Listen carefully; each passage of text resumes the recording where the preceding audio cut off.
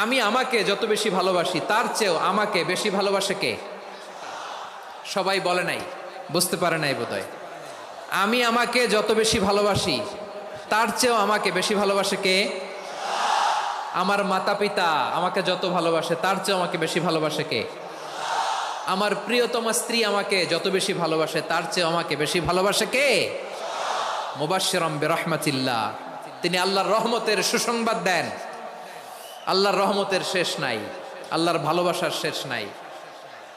ও মুবাশশিরাম বিল জান্নাহ, তিনি জান্নাতের সুসংবাদ দেন। এই উম্মতের মধ্য থেকে যারা আল্লাহওয়ালা, যারা প্র্যাকটিসিং, যারা ইমানদার, তাদেরকে বিশ্বনবী জান্নাতের সুসংবাদ দেন। আওয়াজ করে পড়েন সুবহানাল্লাহ।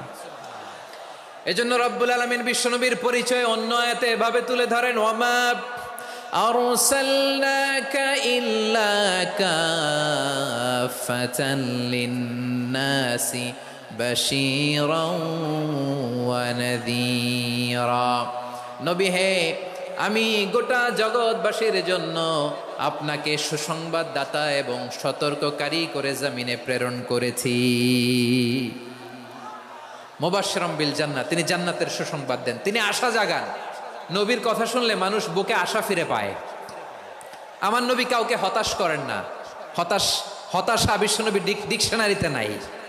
তিনি মানুষকে আশাবাদী করে তোলেন। বিশ্বনবীর কথা শুনলে মানুষের হৃদয় নরম হয়, তারা আশা ফিরে পায়।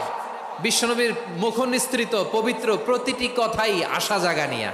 সুবহানাল্লাহ পড়েন।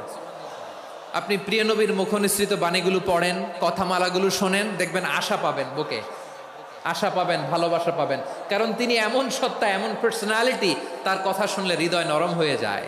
মনে হয় হৃদয় খুলে তারে দিয়ে দেই, সব কথা যেন তারে বলা যায়। আওয়াজ করে বলেন ঠিক কিনা?